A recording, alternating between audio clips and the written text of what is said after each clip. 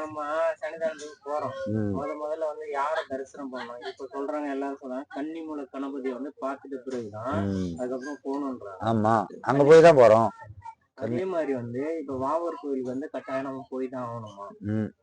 பாபர் கோயிலுக்கு ஆதி காலத்துல இருந்து நமக்கு இதை பத்தி தெரியாது. சுருன்னு போறாங்க. ஆதி காலத்துல இருந்து அங்க போயிட்டு தரிசனம் பண்ணிட்டு அண்டாண்ட ஐயப்பா அது என்னமோ ஒரு பக்கத்துல இருக்குல்ல. ஆதி காலம் தான் ஒரு வருஷம் சொல்ல முடியுமா? எத்தனை வருஷம்? நான் ஒரு 10-15 வருஷமா போயிட்டு தான் இருக்கிறேன். அதே மாதிரி தான் இந்த பாபர் சாமி கோயில்ல கடைசியில் தான் கும்பிடுவோம். இந்தாண்ட எகுத்தாப்புலயே சாஸ்தா சன்னதின்னு இருக்குது ஐயப்பனுக்கு பக்கத்துலயே ரோடு.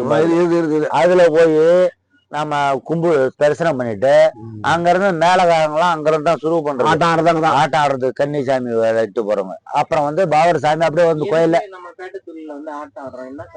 அது வந்து அந்த காலத்துல இது குதிசாமி ஐயப்பன் அந்த மாதிரி அந்த இடத்துல நல்லா பேட்டை துள்ளி நல்லா ஆடிட்டு அது